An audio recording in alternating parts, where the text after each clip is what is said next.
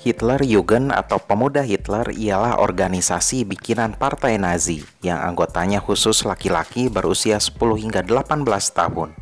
Ia mirip seperti Scout Boys atau pramuka. Ia berdiri sejak tahun 1926 dan mulai berkembang pesat di bawah pimpinan Ernst Röhm dan juga Baldur von Schirach. Kegiatannya juga bermacam-macam, seperti mendaki, berkemah, dan berbagai aktivitas olahraga dan lainnya.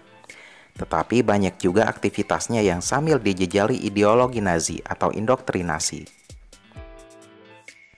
Selain organisasi kepemudaan Katolik yang dilindungi oleh Vatikan, praktis Hitlerjugendlah adalah organisasi yang diizinkan dan didukung penuh oleh rezim. Semua orang yang berusia seperti yang disebutkan wajib masuk, kecuali anak-anak keturunan Yahudi. Pada awal tahun 1933, anggota Hitlerjugend hanya berjumlah 50-100 ribuan. Pada akhir tahun, saat keanggotaannya menjadi wajib, jumlahnya membengkak menjadi 2,3 juta orang. Dan di akhir tahun 1938, total Hitlerjugend beranggotakan 7,7 juta orang. Karena indoktrinasi yang sistematis, para remaja ini mudah terpapar ideologi Nazi, termasuk sikap antisemitnya. Pada peristiwa Malam Kaca Pecah atau Kristallnacht, banyak anggota Hitlerjugend yang terlibat dalam pengerusakan properti milik orang-orang Yahudi.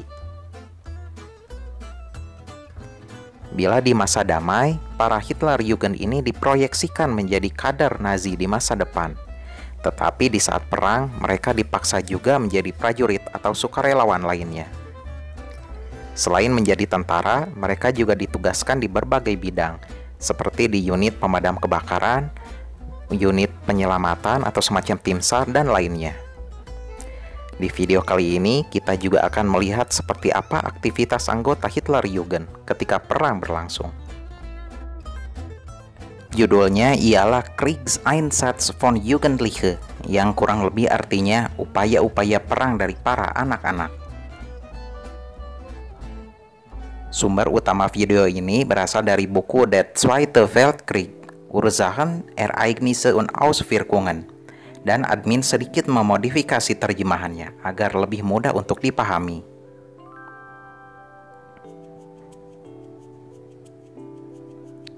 Hitlerjugend menawarkan kegiatan olahraga, pelatihan, baris berbaris, dan juga di bidang lain seperti intelijen, pelaut, dan pilot yang merupakan pelatihan pramiliter. Para remaja juga ditugaskan untuk membersihkan puing-puing setelah serangan bom, menjadi pembantu di flak atau pertahanan udara, dan menjelang akhir perang dikorbankan sia-sia untuk menjadi Volkssturm.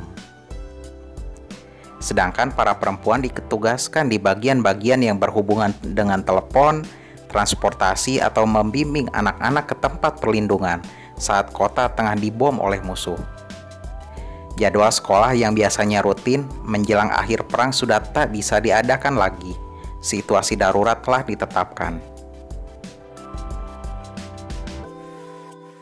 Dari Hitlerjugend menjadi sukarelawan perang. Kami akan dipakai. Kami akan memberikan yang terbaik. Indoktrinasi yang terus-terusan dari Nazi memang efektif pada anak-anak ini. Dengan semangat tinggi, mereka yang masih berusia 16 hingga 17 tahun mendaftarkan diri pada unit Waffen-SS. Saat ada acara pendaftaran sukarela di sekolah-sekolah atau unit Hitlerjugend, mereka sering menyertainya dengan ancaman yang jelas. Pembantu flak tengah beraksi. Para remaja tengah mengoperasikan senjata pertahanan anti udara atau Flugabwehrkanone. Mulai awal tahun 1943, semua pelajar tingkat menengah dan atas kelahiran tahun 1926 dan 1927 ditugaskan sebagai Flakhelfer di unit pertahanan udara, sehingga para prajurit reguler bisa dikirim ke medan perang. 100 Flakhelfer ini dapat menggantikan 70 prajurit biasa. Namun sejak tahun 1944, remaja berusia 15 tahun atau kelahiran 1929 pun turut dikerahkan. Mereka harus siap sedia siang dan juga malam.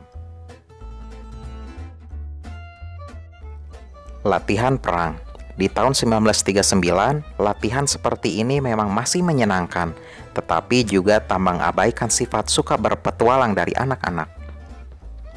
Selama perang berlangsung, propaganda mengenai pahlawan perang berangsur menghilang, dan Nazi menggantinya dengan pengorbanan untuk masyarakat, sehingga pertempuran demi fanatisme terus-menerus berkurang. Di bawah pengawasan seorang fungsionaris Liga Pertahanan Udara Kekaisaran, anak-anak ini berlatih menyesuaikan diri untuk beraktivitas menggunakan topeng gas. Pemimpin BDM di Unit Timur tahun 1940. Saat para remaja lelaki dipersiapkan untuk bertempur di garis depan, begitu pula remaja perempuan yang tergabung dalam BDM di dalam sejumlah unit khusus di garis belakang.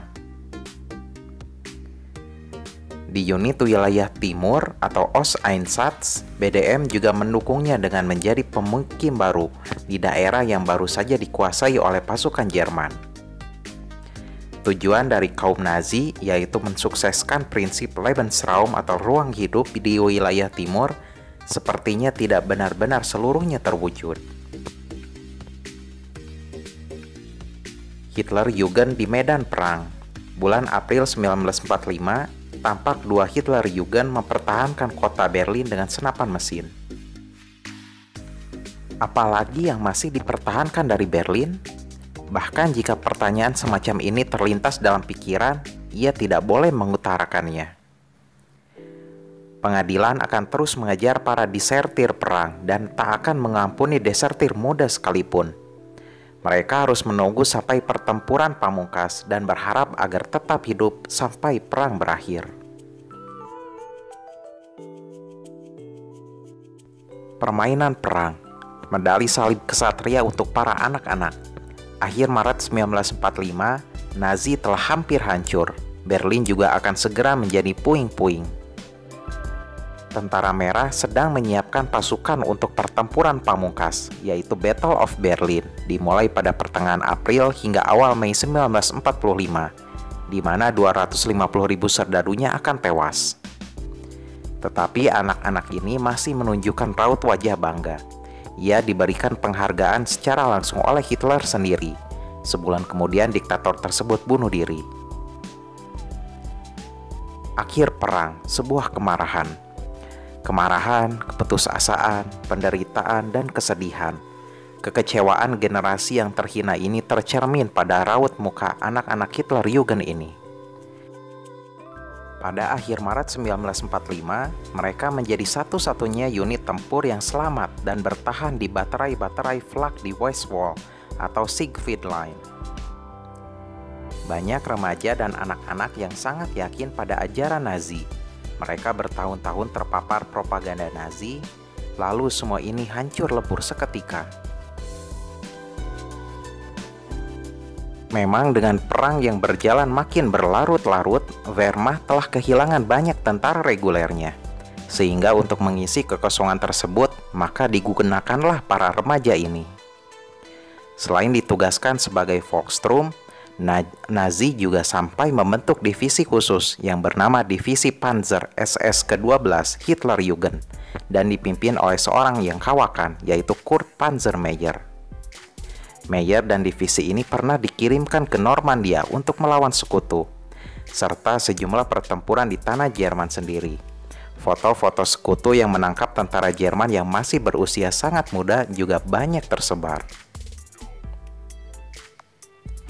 Saat Battle of Berlin, para pemuda dan anak-anak ini mati-matian mempertahankan ibu kota di bawah pimpinan Jenderal Helmut Weidling. Sementara Bund Deutscher Mädels atau BDM atau Liga Anak Perempuan Jerman merupakan bagian dari Hitlerjugend yang anggotanya ialah perempuan. Ia dibentuk pada Juni 1930. Kegiatannya pun tak ubahnya seperti para remaja lelaki, hanya tidak diberikan porsi militer, melainkan sebagai pendukung di garis belakang. Saat perang berlangsung, mereka dikerahkan untuk bertani, membuat mantel musim dingin, di samping kegiatan santai lainnya seperti senam ritmik. Di tahun 1939, setengah dari total anggota Hitlerjugend merupakan perempuan yang tergabung di dalam organisasi BDM. Lepas dari Hitlerjugend dan Perang Dunia Kedua, mereka yang berada di timur Jerman terpaksa mesti kembali bergabung dengan organisasi serupa, namun kini dikendalikan oleh kaum komunis, yaitu Freie Deutsche Jugend atau FDJ. FDJ tak ubahnya Hitlerjugend. Mereka sama-sama mengindoktrinasi anggotanya, menjauhkan mereka dari orang tua dan kegiatan keagamaan, sembari menjejalinya dengan ideologi Marxisme-Leninisme, bukan lagi fasisme. Bedanya, FDJ punya peran lebih besar dengan memiliki kursi perwakilan di Volkskammer atau Parlemen Jerman Timur, dan juga tentunya bertahan lebih lama, yaitu 44 tahun.